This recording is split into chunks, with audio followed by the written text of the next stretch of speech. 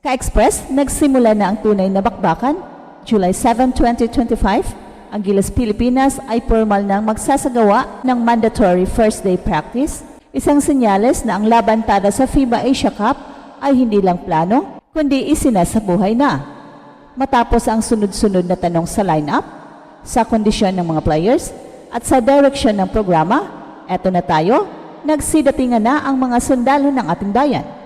Well, hindi ito simpleng ensayo, ito ay deklarasyon na kahit hindi pa kompleto ang lineup, kahit may mga injury at abala sa ibang commitments, may Gilas core na willing tumaya ngayon pa lang. Mula sa veterans hanggang sa mga young bloods, ang unang araw ng practice ay maging isang malinaw na mensahe, babalik ang Gilas, hindi para makisali, kundi para manggulat. Ang practice ay hindi lang focus sa conditioning, inilatag na agad ang mga core concepts ng offensive system ni Coach Tim Cone.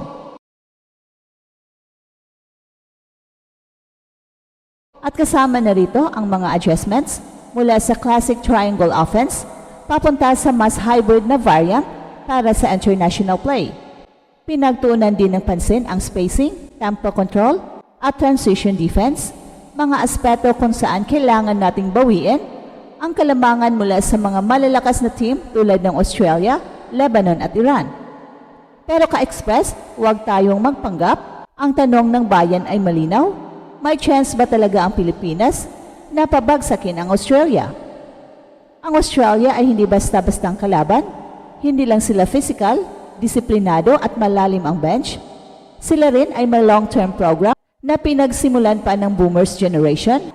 Sa kabila ng kakulangan sa height, sa experience at sa preparation, hindi basta sumuka ang Pilipinas. At ngayon, may bagong timon, si Coach Tim, at bagong inspirasyon. Kaya ba natin ang Australia this time? Ang sagot ay hindi pa ngayon, hindi pa sa July 7, pero dito nagsisimula ang kwento. Sa pawis ng unang ensayo, sa disiplina ng unang defensive drill, at sa pagkakaisa ng mga players, na sa kabila ng lahat ay piniling magsimula ng maaga para sa bayan. Habang umaandar ang bawat drill at pinapanday ang sistema sa unang practice ng Gilas, hindi lang pisikal ang paghahanda ang nagaganap, kundi mental at strategic rebuilding. Dahil alam ng coaching staff na kung gusto nating pabagsakin ang isang powerhouse tulad ng Australia, hindi sapat ang talento, kailangan ng sistema, kailangan ng leadership, kailangan ng disiplina.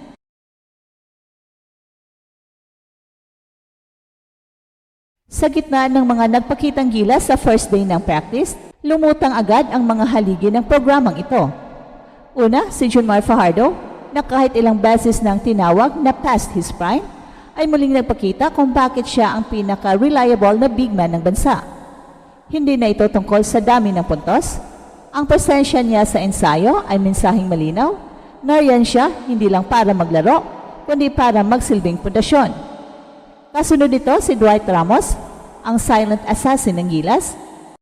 Hindi siya maingay, pero bawat galaw niya ay calculated, deliberate at eksakto sa sistema. Sa mga scrimmage sequence na lumabas sa social media, makikitang siya ang laging nakaposisyon, siya ang nag-iingat ng spacing, at siya rin ang nagdadala ng composure sa opensa.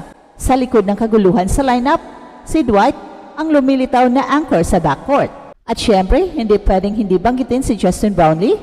Yes, may ininda pa siyang kondisyon, pero nandoon na siya. Kasama sa ensayo, nakipag-usap pa raw na huwag muna siyang pagpahingahin. So ka-Express, kung ganitong level ang sakripisyo na ipinapakita ng isang naturalized player, paano mo matatanggihan ang paniniwalang may pag-asa tayong pabagsakin ang mga tulad ng Australia? Pero ang tanong, sino pa ang magiging game changer? At dito papasok ang mga batang players na isinusulong ni Coach Tim para sa mas sustainable core. Sina Carl Tamayo, AJ Edo, Mason Amos at Kevin Cabao, kapag makabalik na mula sa US training, ay bahagi ng mas matagalang plano. Hindi na ito one tournament only mentality. Gusto ni Coach Tim na magtanim ngayon para mag-ani sa 2027 and beyond.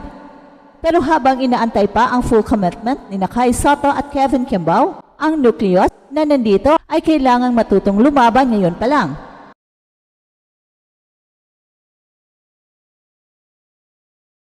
At kung pag-uusapan ang sistema, Hindi na bago kay Coach Tim ang pagbuo ng champion team kahit kulang sa bituin.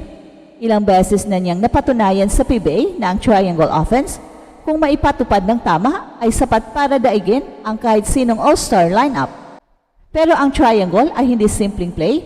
Ito ay prinsipyo, kailangan ng trust, repetition, at instinctive reading, kaya mahalagang present ang mga players sa bawat ensayo.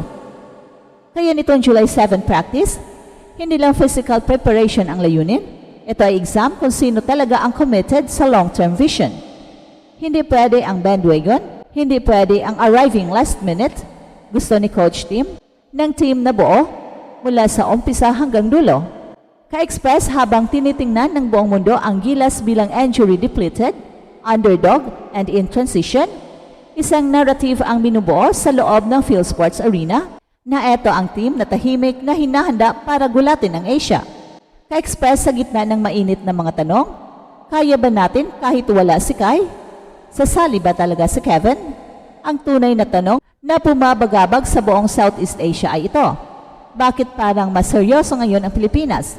Ano ba ang meron sa practice na to na kahit wala pa ang kompletong lineup ay nararamdaman na ng lahat ang apoy? Ito ang hindi sinasabi ng ibang bansa pero nararamdaman nila. May pagbabago sa Gilas. Hindi na ito ad hoc. Hindi na ito buo lang tuwing malapit na ang laban. Hindi ito sistema na laging minabadali. Ngayong July 7, magsimula ang Gilas Pilipinas na may disiplina, may direksyon at may commitment. Sa harap ng powerhouse teams gaya ng Australia, Iran, China at Lebanon,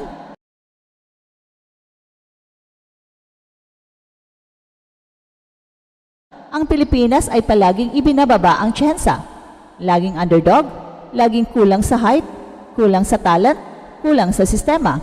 Pero habang ang iba ay nagbilang ng kulang, tahimik na nagbilang ng oras ang Gilas, oras ng ensayo, oras ng sakripisyo, oras ng pagbuo ng chemistry. Well, hindi ito kwento ng biglang galing, hindi ito fairy tale, ito ay katotohanan ng proseso.